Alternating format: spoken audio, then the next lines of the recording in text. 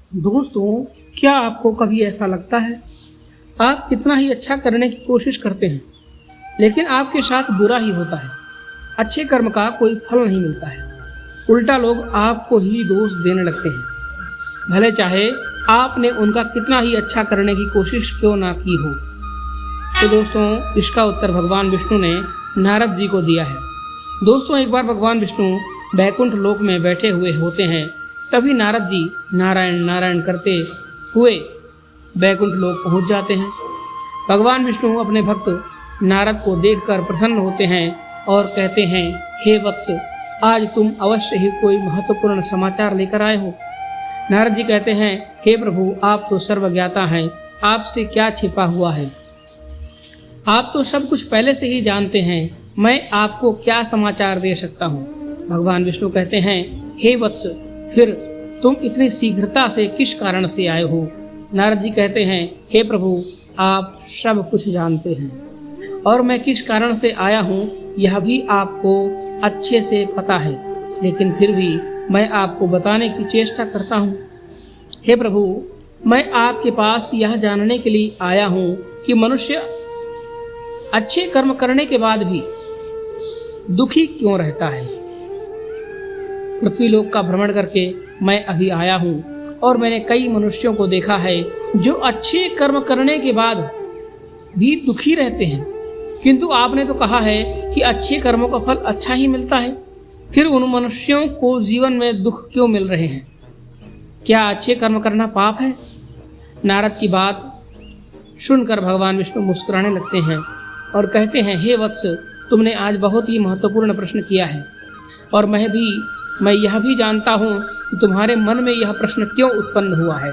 मैं तुम्हारी इसी शंका का समाधान अवश्य करूँगा। इस प्रश्न का उत्तर बताने से पहले मैं तुम्हें एक कथा सुनाता हूँ।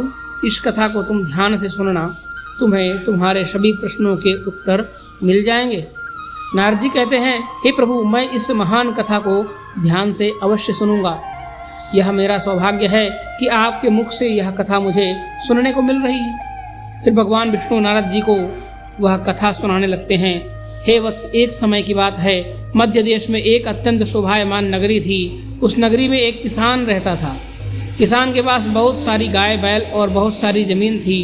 किसान नित्य खेत में काम करता था और अपने परिवार का पालन पोषण करता था। उस किसान के पास किसी चीज़ की कोई कमी नहीं थी। उसके घर में धन धान्य सब कुछ था। उस किसान की 3 संतानें भी थीं जिनसे वह बहुत अधिक प्रेम करता था। किसान ने अपनी संतानों के लिए बहुत सारा धन और संपत्ति इकट्ठा करके रखी थी ताकि उसकी संतानों को कभी दुख ना झेलना पड़े। किसान अपने बेटों से बहुत प्यार करता था, बहुत प्रेम करता था। वह हमेशा उनका ख्याल रखता था। जो चाहिए वह अपने पुत्रों को देता था। उसने अपने संतानों को पढ़ाया लिखाया, जो चाहिए वह किया। फिर जवान होने पर उसने 3 लड़कों का विवाह भी करा दिया।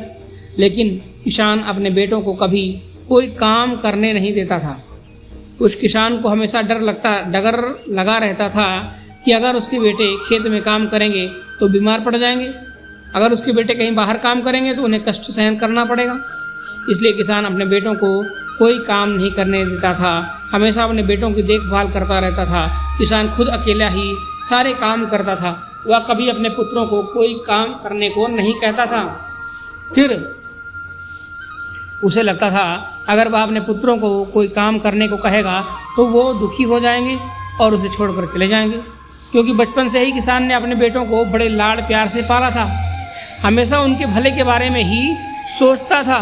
उसके मन में अपने बच्चों के लिए प्रेम था, लेकिन वह किसान नहीं जानता था कि वह कितनी बड़ी भूल कर रहा है। उसे लगता था कि अगर उसके बच्चे काम करेंगे तो वे सभी बीमार पड़कर मर जाएंगे। इसी डर से उसने अपने बेटों को कभी कोई काम करने नहीं दिया और खुद अकेले ही सारा काम करने लगता था। किसान के लाड़ प्यार के कारण उसके 3 लड़के अब निकम्मे हो चुके थे। उन्हें कोई दूसरा काम नहीं आता था और व्यवहारिक ज्ञान भी नहीं था कि लोगों के साथ कैसे व्यवहार करना चाहिए। घर पर सब कुछ आसानी से मिल जाता था तो उन्हें बाहर की दुनिया के बारे में ज़्यादा कुछ पता नहीं था। अब किसान बूढ़ा होने लगा था और उससे अपने बच्चों की चिंता सताने लगी थी। उसकी मृत्यु के बाद उसके पुत्र कैसे जिएंगे, उन्हें कहीं खेत में तो काम करना नहीं पड़ेगा। इसी चिंता में वह किसान हमेशा दुखी रहता था। अब बुढ़ापे में उस किसान से काम नहीं हो पा रहा था, जिससे घर की आमदनी कम होने लगी थी। उसके तीनों पुत्रों का परिवार भी बड़ा हो गया था। उनके भी पुत्र पुत्रियां हो गई थी। अब इतने बड़े परिवार को संभालने के लिए अधिक धन और अनाज की आवश्यकता पड़ रही थी, लेकिन किसान इतना सब कुछ अकेले नहीं कर पा रहा था, जिससे उसके पुत्र भी अब उससे द्वेष करने लगे थे। सारा दोष वे पुत्र अपने पिता पर डालने लगे थे। उस किसान के पुत्रों को अपने पिता पर बहुत अधिक क्रोध आने लगा था। वो सोचने लगे थे कि हमारे पिता ने हमारे लिए कुछ नहीं किया, जीवन भर काम करके उसने हमारे लिए कुछ भी नहीं छोड़ा, सब कुछ कमाकर खर्च कर दिया। अगर बहुत सारा धन इकट्ठा करके रख देता तो हम जीवन भर बैठकर आराम से खा सकते थे, लेकिन हमारे पिता ने हमारे लिए कुछ भी नहीं किया। भगवान विष्णु कहते हैं, देखो नारद, उस किसान ने बचपन से ही अपने पुत्रों को बहुत अच्छी तरह से देखभाल की थी। उसने उनकी हर मांग पूरी की थी, जो जो उन्हें चाहिए था वह सब कुछ दिया था। उसने कभी कोई काम करने नहीं दिया, सारा काम वह खुद अकेले करता था। उसने अपने बेटों को कभी कोई कष्ट नहीं होने दिया। उसने अपने बेटों के लिए हमेशा अच्छा ही करने की कोशिश की थी।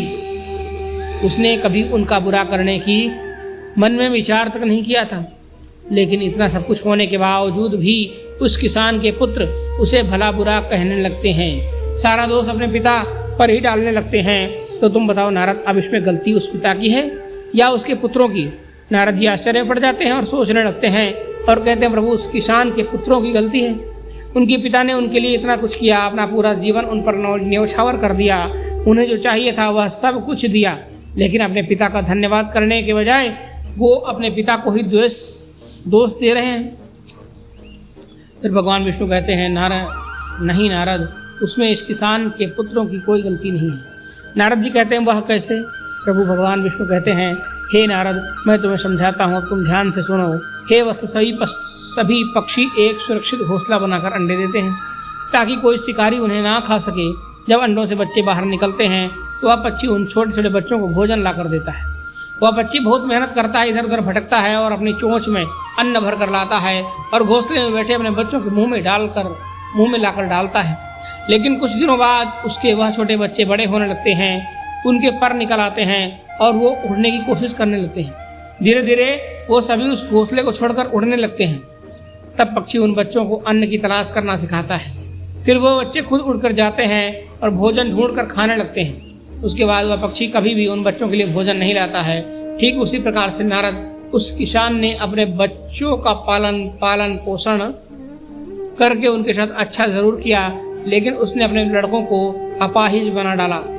बालक का 5 वर्ष तक लालन पालन करना चाहिए, 10 वर्ष तक उसको ताड़न करना चाहिए, 10 वर्ष के बाद उसके साथ मित्र की तरह व्यवहार करना चाहिए और जवान हो जाने पर उसे कार्य में लगा देना चाहिए। लेकिन उस किसान ने अपने बच्चों को आलसी और निकम्मा बना डाला। उसने अपने पुत्रों के साथ अच्छा करने की सोचकर उनके जीवन का विनाश कर डाला। इसमें सारा दोष उस किसान पर ही जाएगा। भगवान विष्णु कहते हैं, हे नारद, अच्छे कर्म करना अच्छी बात है, किंतु जो व्यक्ति अंधा है ही नहीं उसका सहारा बनने की क्या आवश्यकता है?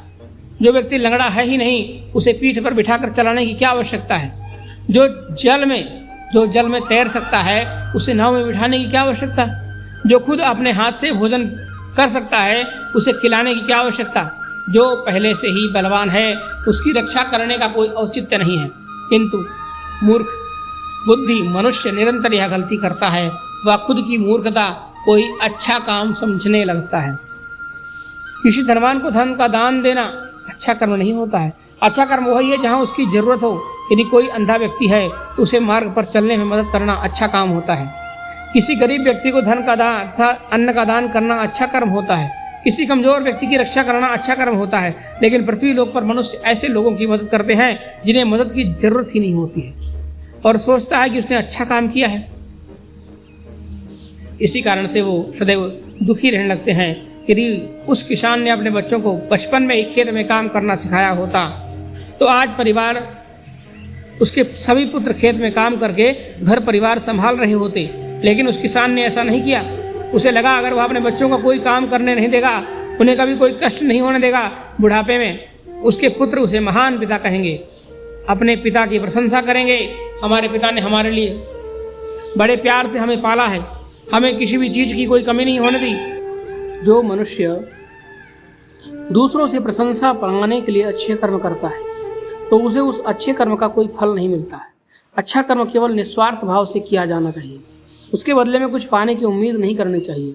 हे नारद, देहधारी मनुष्यों के लिए पुरुषार्थ ही कर्म है, उसे पुरुषार्थ अवश्य ही करना चाहिए। व्रत उपवास का भी समय सीमा निर्धारित होती है। जितने समय का व्रत होता है उतना ही समय वह व्रत करना चाहिए, तभी व्रत का फल मिलता है। व्रत का समय समाप्त होने पर व्रत करने से कोई लाभ नहीं मिलता है। एकादशी का व्रत एकादशी को ही किया जाता है, अन्य दिन नहीं किया जाता है। ठीक उसी प्रकार से अच्छे कर्म करने की भी समय सीमा निर्धारित होती है। जैसे किसी भूखे को उसके पेट भरने तक ही भोजन खिलाया जा सकता है, किंतु उसका पेट भरने के बाद उसे भोजन देने से वह भोजन व्यर्थ ही हो जाएगा। इसलिए जिसे जितनी मदद की आवश्यकता है केवल उतनी ही मदद करनी चाहिए, वही अच्छा कर्म होता है। किसी प्यासे की प्यास बुझाने तक ही उसे पानी पिलाना चाहिए। प्यास बुझ जाने पर उसे पानी नहीं पिलाया जा सकता है।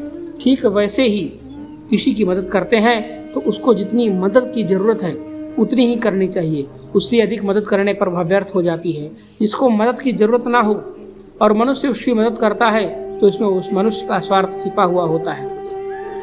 लोग दूसरे लोगों की बहुत ज़्यादा मदद करते हैं, उन्हें आवश्यकता न होने पर भी उनकी मदद कर देते हैं और फिर बदले में उनसे मदद की उम्मीद लगाए बैठते हैं, जिससे उनके द्वारा किए गए अच्छे कर्मों का सारा फल व्यर्थ ही हो जाता है। फिर नारद जी को सब कुछ समझ में आ जाता है और वो कहने लगते हैं, प्रभु आप धन्य हैं, आपने अच्छे कर्म का और उसके फलों का जो महत्वपूर्ण ज्ञान दिया है वह समस्त मानव जाति के कल्याण के लिए अत्यंत उपयोगी है।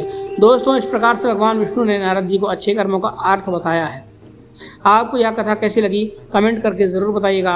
अगर आपको यह जानकारी अच्छी लगी हो तो वीडियो को लाइक करके कमेंट बॉक्स में जय श्री हरि विष्णु लिखना मत भूलिएगा। साथ ही हमारे इस चैनल को भी सब्सक्राइब कर लीजिए, जिससे आपको इसी तरह ज्ञानवर्धक जानकारियाँ देखने को मिलती रहे। मिलते हैं एक नई वीडियो में एक नई जानकारी के साथ, तब तक के लिए धन्यवाद। हर हर